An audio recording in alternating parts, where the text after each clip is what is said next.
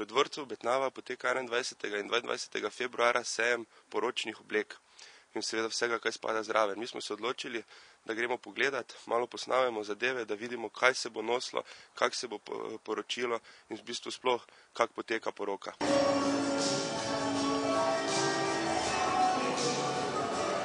V dvorcu Betnava ste organizirali ta poročni sejem. Kako to poteka, koliko je razstavljalcev? To je to prvo leto?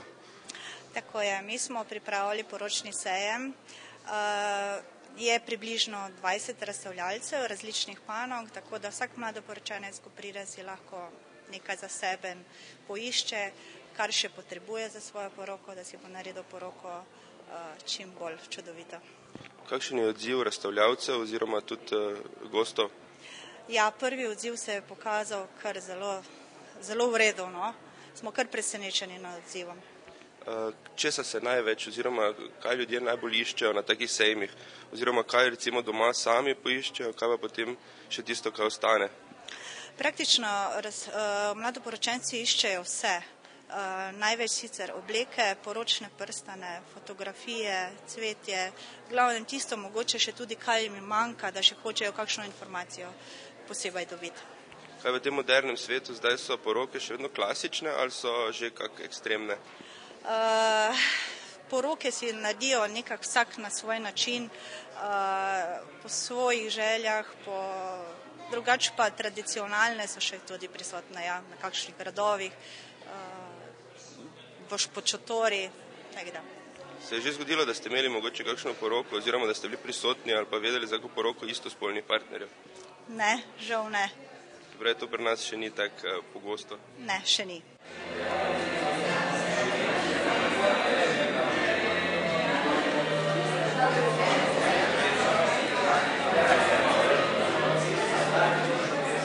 Se pripravljamo na poroko, pa ne vemo, kje začeti in kako.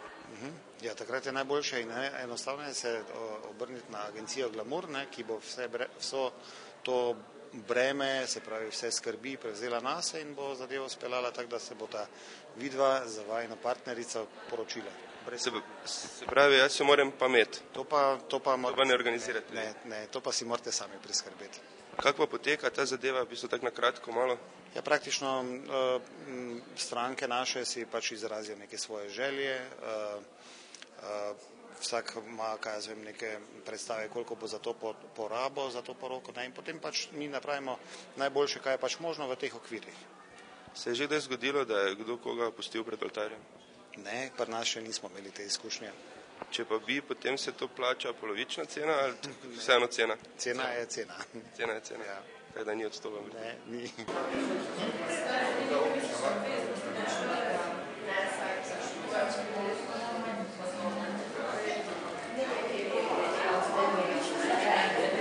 Katere destinacije so najbolj priljubljene med mladoporočenci? Ja, še zmeraj najbolj in eksotika. Maldivi, Sejšeli, francoska Polinezija, te zadeve. Imamo pa tudi ekstremiste, ki želijo čisto nekaj drugega, naprimer gore, Aljaska, Sibirija, tako da zelo različno. Koliko se pa kaj cene gibljajo teh potovanj poročnih? Ja, čisto odvisno, naprimer, zdaj za koliko časa, pa kam. Rečemo en teden. Ja, en teden je tako bolj mal, ne.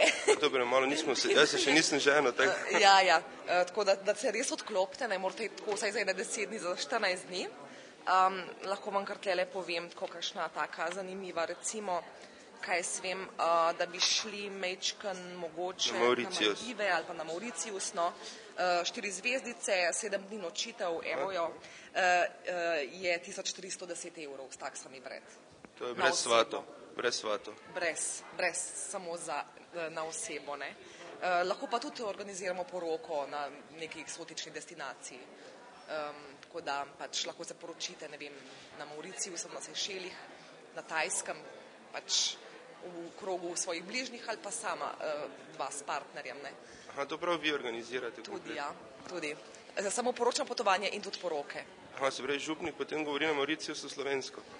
Ja, težko ne. Naprimer, imeli smo en primer, ko se je par potapljal in je bila poroka na Perhentian Islandu v Maleziji in je bilo zelo težko dobiti župnika, ki se potaplja. Ampak tudi to smo uredili, tako da ni problema, ker je volja je pot. Se pravi, ni omejitev pri vas dvajni? Ja, mislim, zdaj v nebo ne bom rekla, da gremo, ne, pač nekaj razumskega, ne. Imamo tudi kakšne ekstremna povpraševanja, ampak pač se nekako držimo nekih svojih načel, no, tako da ni pa zdaj odstopanj ogromnih, ne. Več ali manj res si nekako na toplo ali pa na križarjenje, tako da to je res najbolj pogosto povpraševanje.